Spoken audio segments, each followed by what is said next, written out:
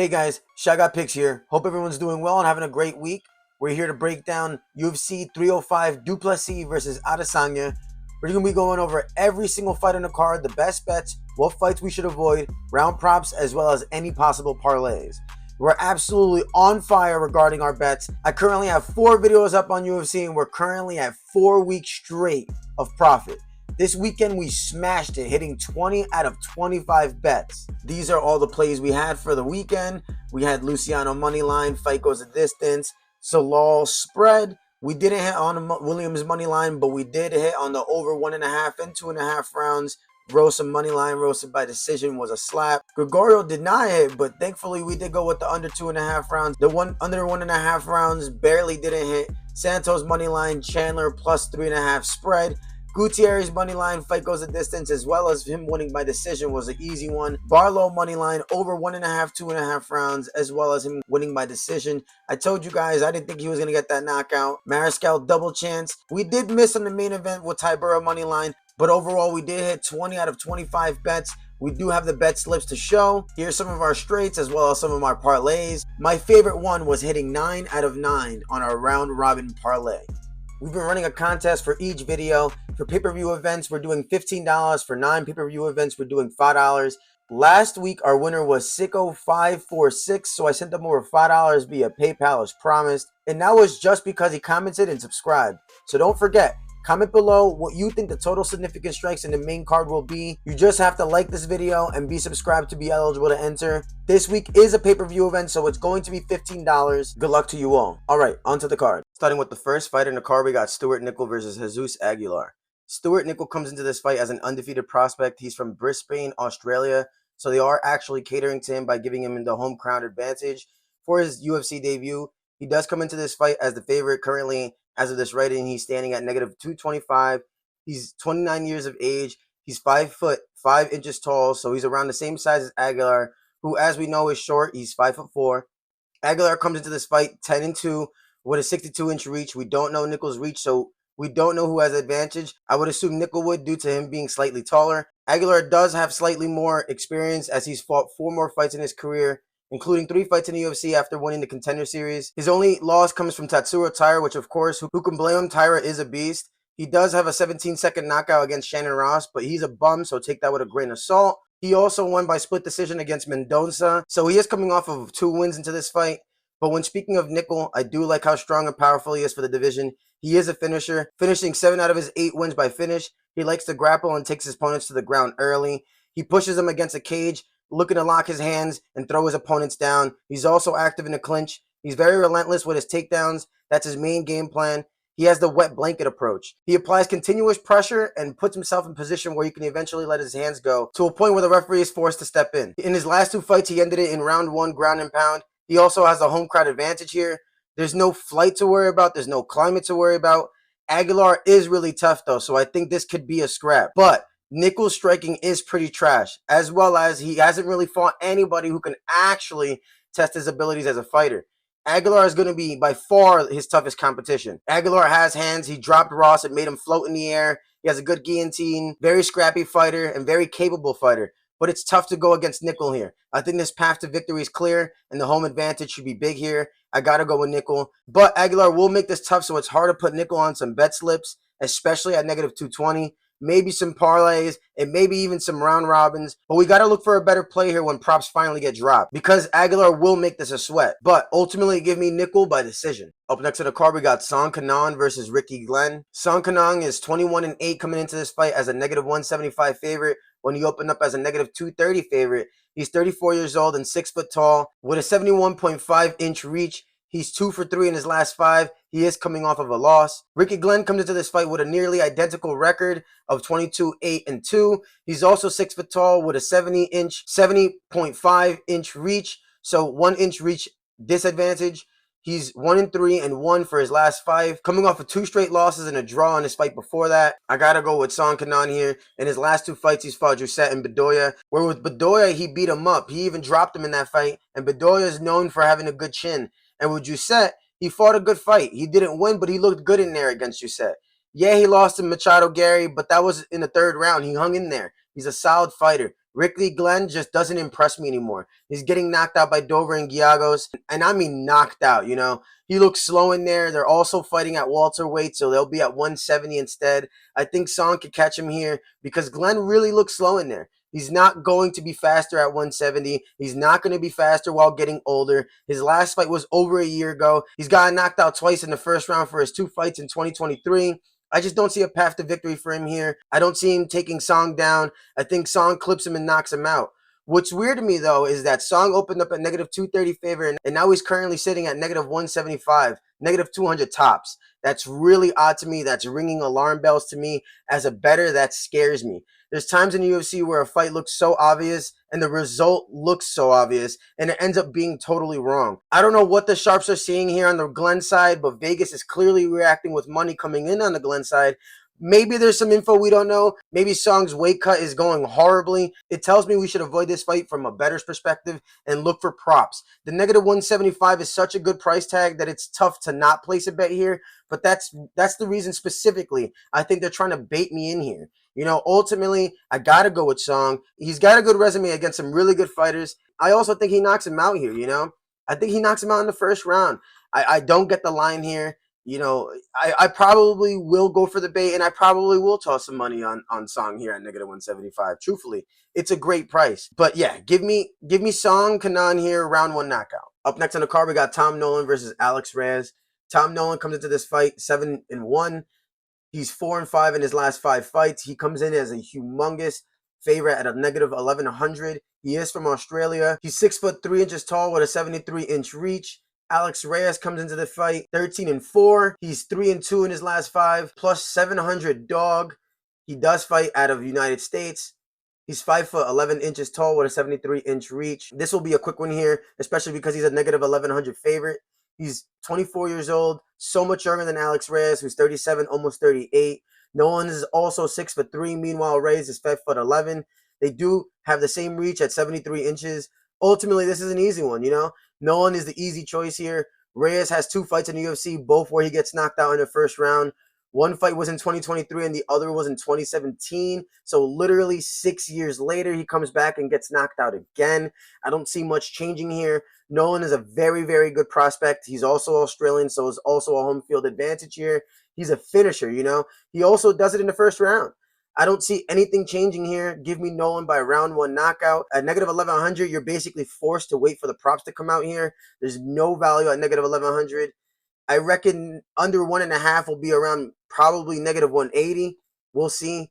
Ultimately, give me Nolan round 1 knockout. Up next on the card, we got Jenkins versus Herbert Burns. Jenkins comes into this fight 12-3. He's 4-1 in his last 5 fights. He opened up as a negative 550 favorite, soaring all the way up to negative 800. He's also an Australian. He's 31 years old, 5'7" with a 68-inch reach. Herbert Burns comes into this fight 11-5. He's 2-3 in his last 5 fights, opening up as a plus 410 dog. He's 36 years old, 5'9", with a 74-inch reach. So he does come in here with a 6-inch reach advantage. This is another fight with another Australian who's an easy pick here. Burns just doesn't really do much at all. I truthfully think he's trash now. I don't think he should be fighting anymore. He basically just lays on his back looking for a submission that he'll never get. He usually endures 1 round and then quits in the second round. His stamina isn't the best. Jenkins has good takedown defense. Maybe he gets taken down, but I do see Jenkins finishing Burns in the second round and following the pattern here. I think UFC will cut Burns right after. I think this is a layup given to the Australian and Jenkins here. After 3 minutes pass, Burns will gas out and give up, take too much damage where the ref will be forced to stop the fight. Maybe even a highlight reel here for Jenkins. Give me Jenkins, round 2 knockout. I think this is a lock here. I think he knocks him out. I think he absolutely finishes him. I don't see this going to the judges. We do have to look for other plays here since this is at negative 800 though. So maybe even a highlight here for Jenkins. Ultimately, give me Jenkins, round 2 knockout. I don't think this sees the judges. Up next on the card, we got Casey O'Neill versus Luana Santos. O'Neill comes into this fight 9-2. She's 3-2 in her last 5 fights. She opened up as a plus 125 dog. She's 26 years old. She's 5'6" tall with a 69-inch reach. Luana Santos is 8-1. She's 5-0 for her last 5. She opened as a slight favorite, -150. She's 24 years old, 5'6" with a 67-inch reach. So she does come in here with a 2-inch disadvantage. This fight is kind of a toss-up, not really. Casey O'Neill comes into this 3-2 for her last 5, so she opened up as a +125 dog. She's currently at +135. When talking about O'Neill, I do think she's overrated. She had a split decision against Roxanne Modafferi, which is not a good look. Lost by unanimous decision to Jennifer Maia, then got destroyed by Lipsky in second round by armbar. I don't think that's a good look at all either. Meanwhile, Luana Santos has 2 finishes in the first round and 1 decision win in her UFC career. Really, the only thing I don't like in this is that she fought just 4 weeks ago. I think this is a quick turnaround, but it was an easy fight where she took no damage and so it shouldn't be too much of a concern. Santos has good judo, good BJJ. Her striking isn't the best, so her path to victory will be clear here. She goes in, closes the distance, grapple up, and look for her judo throw and find her positions while on top. O'Neill's best attribute is probably most likely her striking, but that's also not the best. I think Luana Santos will use her judo to take O'Neill down and possibly even get a submission here. I am leaning towards decision. I think she's just a bit better than O'Neill overall. I think if you're going to go to split decision against Roxanne Modafferi, like that's really saying a lot. She's getting armbarred by Lipsky, you know. Now, Santos went from -165 to -145 and then right back up to -155. I think -150 is just the right price here. I think this is where we got to take her. Give me Santos by submission or decision. Up next on the card, we got Josh Culibao versus Ricardo Ramos. Culibao comes into this 11-3-1. He's 3-2 in his last 5 fights. He opened up as a -170 favorite. He's also Australian, 30 years old, 5'10" tall, 73-inch reach. Meanwhile, Ricardo Ramos is 16-6. He's 2-3 in his last 5. Opened up as a +145 slight underdog. He's 29 years old, 5'9" with a 72-inch reach. So he has a 1-inch reach disadvantage. When talking about Ramos, Ricardo Ramos is just a dumbass sometimes. It's bad. His fighting IQ is abysmal sometimes. He's coming off of 2 straight losses where he got submitted by guillotine in first round. We're talking about a man who goes for a takedown with his head down, doesn't care if his arms are wrapped around his neck. He just wants a takedown. Against Jourdain, he literally had his arm around Ramos's neck for over 2 minutes in that fight. Mind you, that fight only lasted 3 minutes. This is while on his back. He had his arm around his neck for over 2/3 of the fight on his back. They scramble, they roll, back on the feet they go, and Ramos immediately goes for another takedown. Again, Jourdain wraps his arms around his neck. 15 seconds later, Ramos is tapping out to a guillotine from Jourdain while he's on the bottom. We're talking about a guy who goes in there to fight Julian Erosa, who I think is trash, by the way, but who he keeps proving me otherwise. Ramos pressures Erosa early and absolutely drops Erosa. And what does he do after that? What does he do after Erosa gets back up? He goes for a clinch. He goes for a takedown. And again, not caring about his neck. Erosa pushes him off. Immediately, Ramos goes for another takedown. Erosa grabs his neck the exact same way as Jourdain does and gets a guillotine submission off of his back. It's honestly so frustrating because Ramos has skills. He obviously looks good. He just does the dumbest shit. He's his own enemy. Culibao, meanwhile, he's fast. He jumps on opportunities. Very funky type of fighting style. He likes to be unconventional. He's a very solid fighter. Throws good combinations. Solid takedown defense. In all of his fights, they're practically all coin flips. Even with Lerone Murphy, who we saw his stock rising. Against Murphy, Culibao displayed his chin, he displayed his takedown defense, and only closed as a +130 underdog in that fight against the great prospect in Lerone Murphy. Yeah, he's coming off of 2 losses, but he did look really good in those fights. He's a scrappy fighter in there, but I think this is an iffy spot here. I think this is a spot where Ramos has made us lose money back-to-back fights, and now he's going to make those who bet against him, who lost money in the past, lose even more money. I could see a world where that happens. I also don't like that the money is coming in on the Ramos side.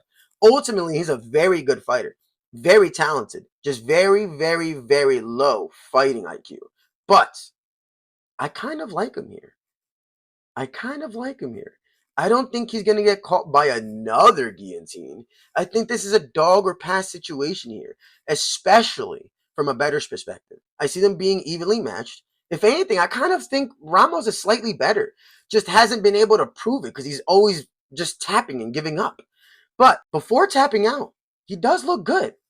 It'll be tough because he's in Australia. But as much as I don't like it, I'm going to go with Ramos. I might get flamed in the comments for this one, but as a bettor, we have to look at the numbers. Vegas is seeing something. Culibao was at negative 170, and now he's as low as negative 135 on Caesars. I think we got to go with Ramos here. Give me Ramos by decision. Culibao is tough. I don't see him finishing Culibao. Give me Ramos by decision. Up next on the card, we got Junior Tafa versus Valter Walker. Junior Tafa comes into this fight 5-2. He's 3-2 in his last 5 fights. He did open up as a pick'em negative 110. He is Australian, 27 years old, 6'3" tall with a 72-inch reach. Valter Walker comes into this fight 11-1. He's 4-1 in his last 5 fights. Negative 110 odds. He's 26 years old, 6'6" tall, and an 81.1-inch reach advantage. Massive. We're talking about 10.11 inches. That's crazy. Humongous reach advantage there. This is also another one that's probably going to get people to scratch their heads here, but I'm actually going to be throwing a straight here on Walker. I think his last fight against Bresky, he looked terrible, which is why his stock went so low. It's a bet on Walker, and it's a fade on Tafa. Tafa is very one-dimensional. He only has 7 pro MMA fights. If you can avoid getting knocked out in the first 60 seconds, I think he's beatable, you know? He's a kickboxer who only looks for a one-shot knockout, you know? Walker has the perfect style to combat that type of fighting. The one thing Walker does really good is grappling and taking his opponents down. He had no problem taking Bresky down. We got a guy in Tafa who's losing to people like Muhammad Usman, who utilizes grappling to win. And at this point, I think Mo Usman is garbage. I think his path to victory was clearly grappling, and it will also be clearly grappling for Walker here. His stock dramatically fell after that loss, who, mind you, I kind of think he won. But that's why we're getting this price. I think if he had won there, I also don't think Tafa is a good fighter, really. I think this is a really great spot for us to take here, especially as an underdog, because I see Valter Walker's going to plus 105, plus 110. Give me Walker money line here. Up next on the card, we got JiLiang versus Carlos Prates. JiLiang comes in here 19-8, 2-3 in his last 5. Opened up as a slight underdog at plus 190. He did go up. He did go down in price, of course, because Carlos Prates is skyrocketing in price. He's 36 years old, 6'0", 72-inch reach. Meanwhile, Carlos Prates is 19-6. He's 5-0 in his last 5. He opened up as a negative 230 favorite. He skyrocketed to a negative 350, negative 380 now. He's 31 years old, 6'1", with a 78-inch reach. So we're talking a 6-inch reach advantage. So another really big advantage here. Carlos Prates has looked very impressive in his UFC career. So impressive, in fact, that we're really not getting value here as bettors anymore, because he did open up as negative 230 favorite and skyrocketed to negative 350, but rightfully so. We're talking about a guy who's getting things done. He's a finisher. He's coming into this fight with 9 straight knockout wins, including knockouts against Trevin Giles and Charles Radke. 2 good fighters. Prates at negative 230 was basically a discount. I wish I got him there. I love me the Leech, but this is also a fade on Lee. He hasn't fought in 2 years. He's coming off of a spinal injury. I don't like that. Plus, he's coming into this at 36 years of age. He's unfortunately past his prime. Meanwhile, we have Prates who's knocking 9 out in a row. I think this will be a tough fight for Leech. I think he'll be able to get past the first round, so props like over and under 1.5 will be tough, but you gotta go Prates here. He has a 6-inch reach advantage. I think his win against Radke was very impressive, especially because he won in the first round. He's very accurate with his striking. That's why he was able to land that perfect knee to the body against Radke. He has very good kicks. He uses his range very well, very patient. He picks his strikes. He knows when to go for the body. You gotta go with Prates here. I think he's a great parlay piece. I think he should be at negative 450. If Barlow closed at negative 450, I think he'll get there as well. So add him now. I can't wait to see the props for this fight. Give me Prates, round 2 knockout. Up next on the card, we got Tuivasa versus Jairzinho Rozenstruik.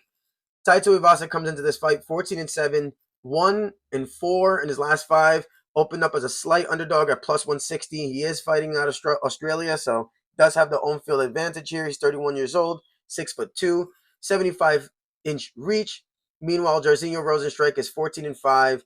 He's 2-3 in his last 5. He opened up as a slight favorite, -185. He did go up towards -220, I believe now. He's 36 years old, 6'2", with a 78-inch reach, so 3 inches reach advantage. These are two fighters who are going to stand in there and fight. This is why this card is so fun. We're mainly seeing strikers here. Both can end anybody's lights out with one strike. I personally think that since Tuivasa is a fan favorite and he's an underdog, people are going to toss their money on the Tuivasa side. And I don't think that's smart. I think too many people think Jairzinho is an average or just mid fighter. I think he's a good fighter with powerful strikes and can end anybody in the ring if he's confident. I think Ngannou made him slightly gun shy after that. After his fight against Ngannou, he got knocked out in 12 seconds, or I believe 10. But now that's in the past, he's more confident, throwing with intentions again.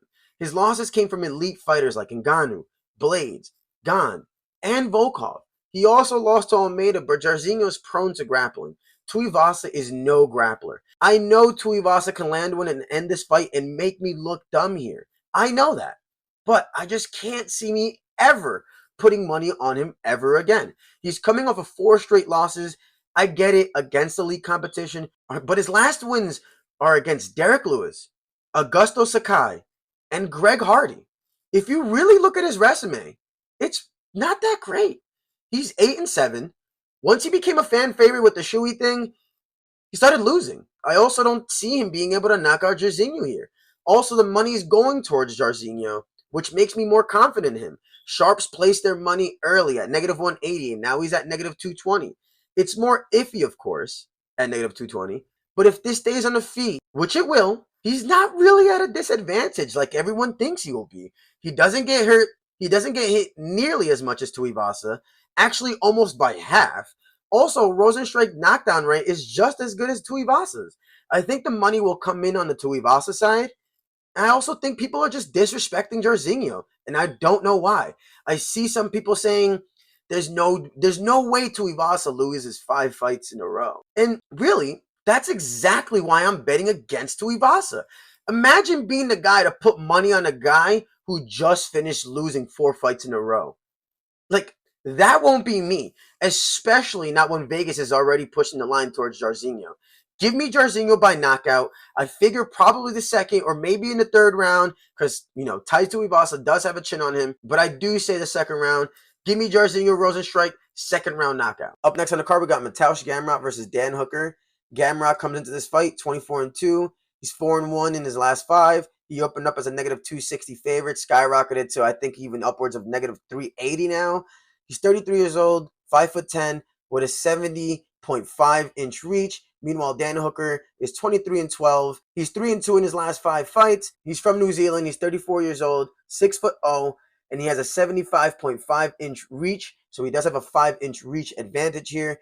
Dan Hooker has fought everyone. His resume is very impressive. He's fought the who's who with fighters like Makhachev, Poirier, and Chandler. But also, he has wins over names like Gilbert Burns and Jim Miller by round 1 knockout, as well as his most recent win against Jalen Turner via split decision. Hooker has been really impressive. His wins come off of fighters who have won 65% of their fights, so you gotta give him the edge resume-wise. Striking-wise, it's not even close. Power-wise, it's also on the Hooker side. But of course, this fight won't occur on the feet. Although Hooker is very, very tough to take down, that's what Gamrot does. He wrestles.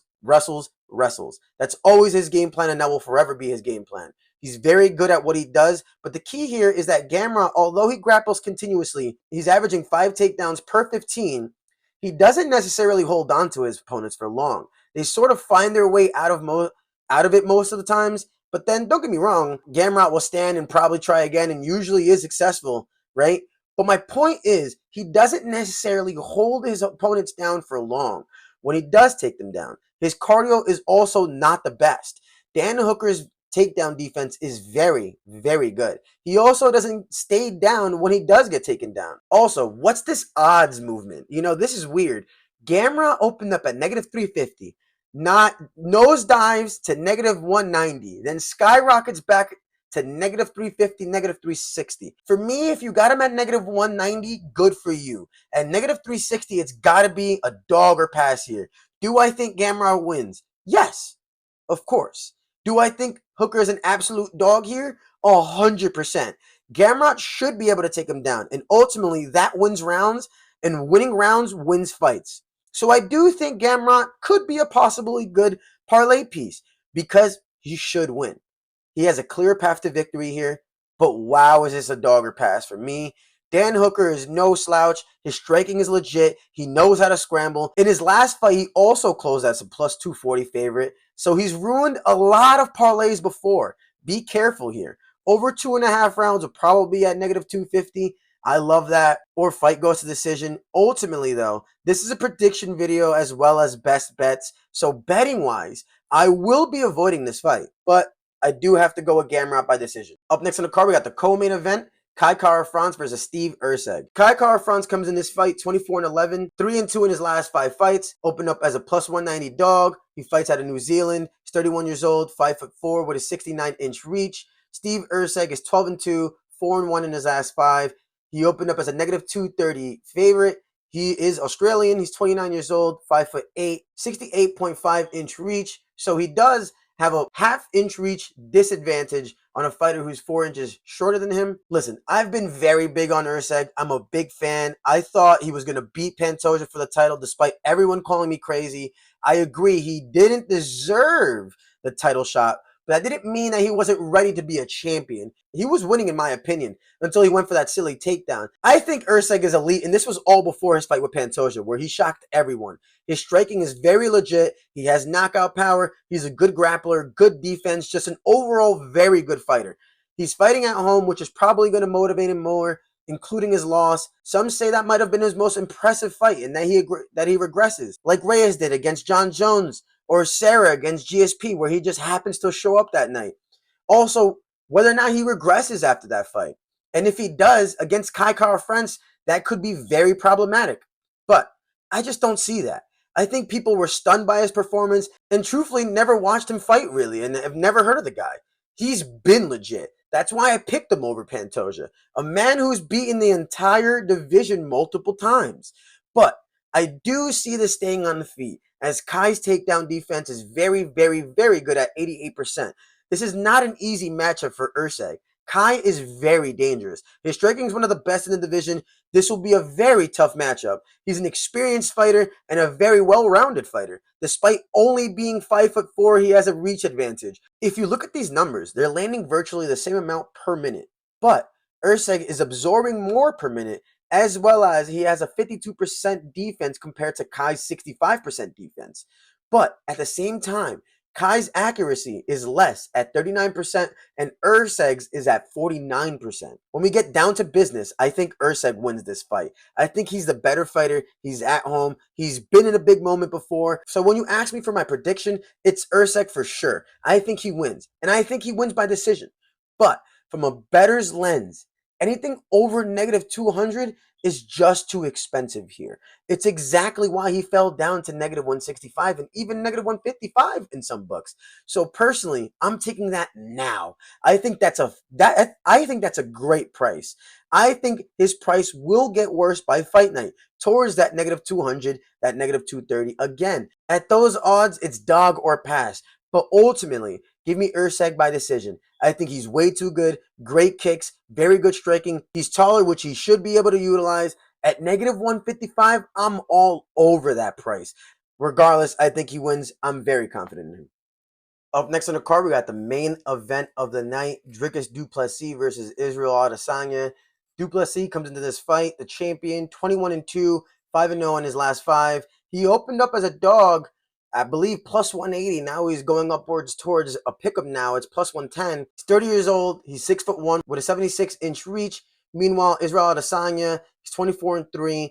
He's 3-2 in his last 5 fights. He opened up as a negative 180 favorite. Now he's towards negative 110. He's 35 years old, 6'4" with an 80-inch reach. So he does have a 4-inch reach advantage here. He's also 3 inches taller. I mean, truthfully, just wow. This is such a good fight. This whole card really.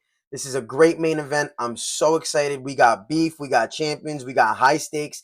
And even better, we get pick'em odds. So whatever side you're on here, we're getting a great price. Both of these fighters, of course, are extremely impressive, so I don't need to tell you that. But let's dive deeper. We got Dricus du Plessis, the middleweight champion, currently on a 7-fight win streak. He lands 6.49 significant strikes per minute, which is the highest rate in UFC middleweight history. Very rare where the champion opens up as an underdog.